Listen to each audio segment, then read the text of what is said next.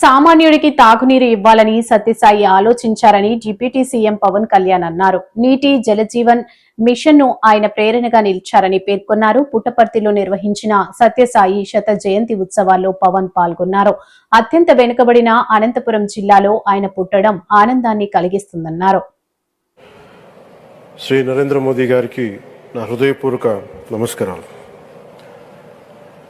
అలాగే తన అపారమైన అనుభవంతో రాష్ట్రాన్ని సమర్థవంతంగా నడిపిస్తున్న నాయకులు గౌరవ ముఖ్యమంత్రి శ్రీ చంద్రబాబు నాయుడు గారికి, భారతరత్న శ్రీ సచిన్ టెండూల్కర్ గారికి, శ్రీమతి ఐశ్వర్య రాయ్ బచ్చన్ గారికి, సోదరులు నారా లోకేష్ గారికి, వేదికపైన ఆసీనులైన ప్రతి ఒక్కరికి, మంత్రివర్గానికి, బాబా గారు మహాసమాధి అయిన తర్వాత దాన్ని సమర్థవంతంగా నడిపిస్తున్న శ్రీ రత్నాకర్ గారికి, ప్రతి ఒక్కరికి పేరు పేరున నా హృదయపూర్వక నమస్కారం.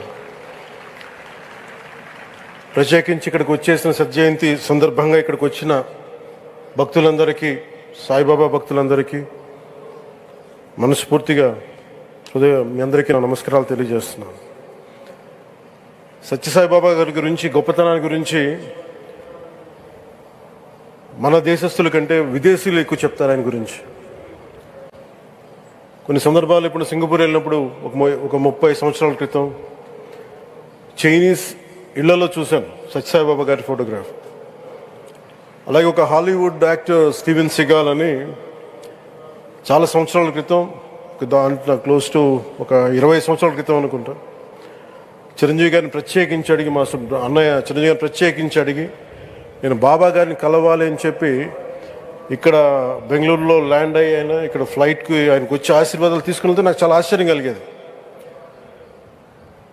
ఒకరి గొప్పతనం, ఒకరి తేజస్సు ఎలా తెలుస్తుందంటే ఎలా వెళ్ళి దీని గురించి నేను అనుకుంటా ఉండేవాడిని. బాబా గారిది వెలిసింది భారతదేశంలో అత్యంత వెనుకబడ్డ జిల్లా అనంతపురం, రాయలసీమలోని అనంతపురం జిల్లా. ఆయన పుట్టుక కూడా అత్యంత వెనుకబడ్డ జిల్లా, నీటికి కూడా కొరత ఉండే జిల్లా, వలసలు వెళ్ళిపోయే జిల్లా. అలాంటి జిల్లాని ఎంచుకున్నారు ఆయన జన్మకు కూడా. అందుకని అలాంటి జన్మ తీసుకున్నాడంటే మహానుభావులే తీసుకోగలరు. ఒక 40 సంవత్సరాల క్రితం ఎవరైనా ఊహించుకోగలమా? దేశ విదేశాల నుంచి చాలామంది భక్తులు, విదేశీయులు అందరూ వచ్చి దీని అభివృద్ధికి పాటుపడతారని. సో ఒక ఆధ్యాత్మిక తేజస్సు, విశ్వ ప్రేమ ఉన్న వ్యక్తుల వల్లే ఇది సాధ్యం. అలాంటి వ్యక్తుల కోసం ప్రత్యేకించి గౌరవ ప్రధానమంత్రి నరేంద్ర మోదీ గారికి ఇష్టమైనది ప్రజలందరికీ కనీసం ఒక 50 లీటర్ల నీళ్లు ఇవ్వాలి,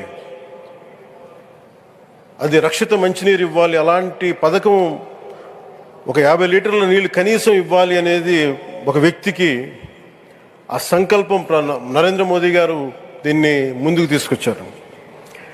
ఒక ప్రభుత్వ పరంగా దీన్ని ప్రధానమంత్రి గారు తీసుకొస్తే, ఒక ఆధ్యాత్మిక గురువుగా ఏ ప్రభుత్వం ఆలోచించినప్పుడు, ప్రభుత్వాలే దీని గురించి సగటు వ్యక్తికి నీరు ఎలా అందించాలనుకున్నప్పుడు దాన్ని ఆలోచించింది సత్యసాయిబాబా గారు ఆలోచించారు.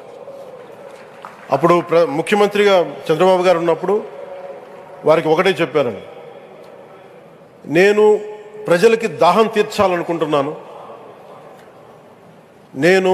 నాకు తెలిసిన భక్తులు, ఒక భక్తులు, ఒక ఆయన సింగిల్ హ్యాండెడ్గా 400 crores 400 కోట్ల రూపాయలు ఈ పథకానికి, ఈ పథకానికి ఇస్తాను, దాహం తీర్చే పథకానికి ఇస్తాను అంటే, దానికి ఆ రోజున ప్రత్యేకించి అలాంటి పర్మిషన్స్కి వీటికి కొంచెం కష్టాలు ఉన్నప్పుడు గౌరవ ముఖ్యమంత్రి నారా చంద్రబాబు నాయుడు గారు వీటికి అండగా ఉండి ఈ సత్యసాయి, ఈ దాహం తీర్చే ఈ పథకానికి, అంటే మనం చెప్పాలంటే జల్ జీవన్ మిషన్ అంకురం సాయిబాబా గారు చేశారు ఇక్కడ. ఇది తమిళనాడులో కానీ, తెలంగాణలో కానీ, మిగతా అన్ని రాష్ట్రాల్లో కూడా ఈరోజు చేయగలుగుతున్నామంటే దానికి అంకురం సాయిబాబా గారు అందించారు. ఆయన సేవ తత్పరత, ఆయనది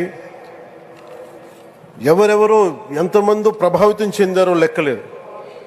ఒకసారి సేవ చేసే వాళ్ళందరినీ చూస్తూ ఉంటే మా వదిన గారు చెప్పారు, ఒకసారి భోజనం తింటా ఉంటే ఎవరిని ఇంకొకసారి ఇది కొంచెం అన్నం పట్టరా అంటే మా అన్నయ్య గారు చెప్పారండి. వాళ్ళ అన్నకు ఆయన ఎవరో తెలుసు, ఆయన ఒక farmer IAS officer, senior IAS officer అని. ఆయనకి సెలవులో ఉన్న సమయంలో వచ్చి ఇక్కడ సేవ చేస్తారని. ప్రత్యేకించి ఒక వ్యక్తి, ఒక మహానుభావుడు ఎంతమందిని ప్రభావితం చేయగలిగారంటే, ఐఏఎస్లు కావచ్చు, మన ఈ రోజున సచిన్ టెండూల్కర్ గారు కావచ్చు, వేదిక పైన మహానుభావులు ఎందరో కావచ్చు, వీళ్ళందరినీ ప్రభావితం చేసే ఒక అరుదైన ఆధ్యాత్మిక శక్తి మన భారతదేశంలో, మన అనంతపురంలో, మన ఆంధ్ర రాష్ట్రంలో ప్రపంచానికి వెలుగులిచ్చే ఒక మహా వ్యక్తి పుట్టడం, ఆయన శత జయంతి సందర్భంగా ఇక్కడ మనందరం ఏకం కావడం చాలా ప్రత్యేకమైన ఆనందాన్ని కలిగించింది. ఆయన సేవా తత్పరతని, స్ఫూర్తిని మున్ముందు మేమందరం కొనసాగిస్తాం.